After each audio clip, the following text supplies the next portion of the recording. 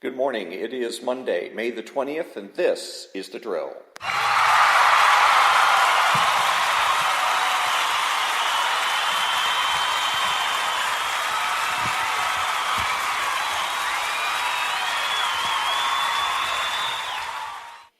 Thank you very much. This is Ron, your host, one of only two true conservatives in the United States of America today, because myself and President Trump are the only ones that make the presumption for the status quo. Speaking to all the butchers, bakers, and candlestick makers out there. So today we memorialize Staff Sergeant Daniel L. Kissling, Jr., U.S. Army, born February 20th, 1971, died January 10th, 2003, in Operation Enduring Freedom. And that's from Op Hawkeye, op_HAWKEYE on Instagram.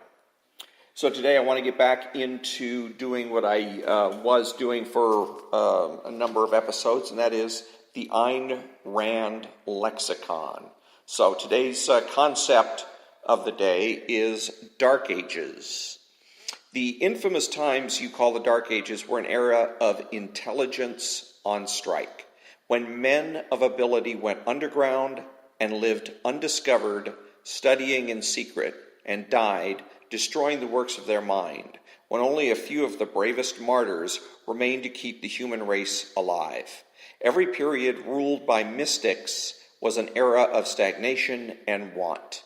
When most men were on strike against existence, working for less than their barest survival, leaving nothing but scraps for their rulers to loot, refusing to think, to venture, to produce, when the ultimate collector of these their profits and the final authority on truth or error was the whim of some gilded, degenerate, sanctioned as superior to reason by divine right and by grace of a club.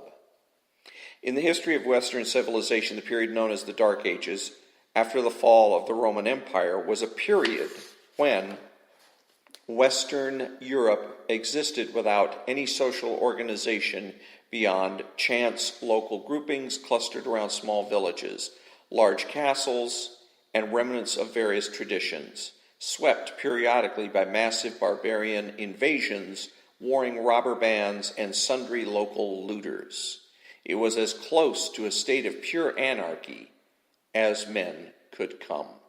And that it was Dark Ages from the Ayn Rand lexicon, and I just wanted to comment on that. Where are we at here? Let's see. Oh, no, I'm looking at the wrong place here. Well, anyways, that the Dark Ages and the mystic is what she was talking about, any area where it was ruled by mystics. And that, which reminds me of where we are in terms of environmental science. There is no really environmental science, it is environmental mysticism. Environmentalism in the United States, and I imagine elsewhere, but in the United States, is based on a philosophical error, a philosophical contradiction known as skepticism. Skepticism is the contradiction that nothing can be known with certainty. The Endangered Species Act is based on this contradiction. It says that we must prevent animals from going extinct, not because of what we know, but precisely because of what we don't know. Because we don't know what's going to happen if we allow them to go extinct. Well, the corollary to that, of course, is that we don't know what's going to happen if we don't allow them to go extinct. In any case, what you're doing there is called mysticism, and it's anti-intellectual. You're not making decisions based on knowledge. You're not going out and doing research and doing knowledge, trying to find out what's going on, and then making your decision. You're doing it on exactly the opposite, on superstition. That's the word I've been looking for. Ayn Rand likes to use the word mysticism. I prefer superstition. That all of American environmental science is based on, so-called science, is based on simply superstition.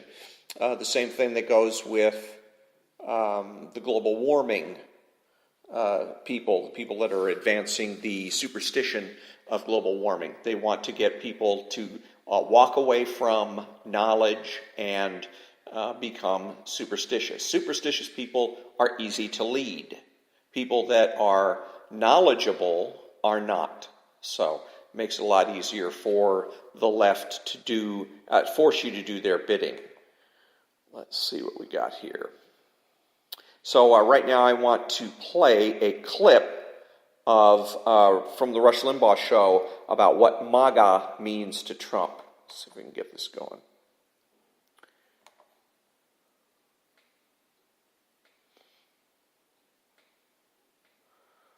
And it's winding up. There we go. We're simply going to reassert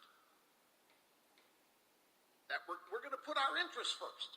We're not going to subordinate our interests to other people. We're going to put them first in the belief that doing so helps everybody because we're the good guys and we are inspirational. And there are people that oppose this, want no part of this for any number of reasons, some of them really, really dangerous.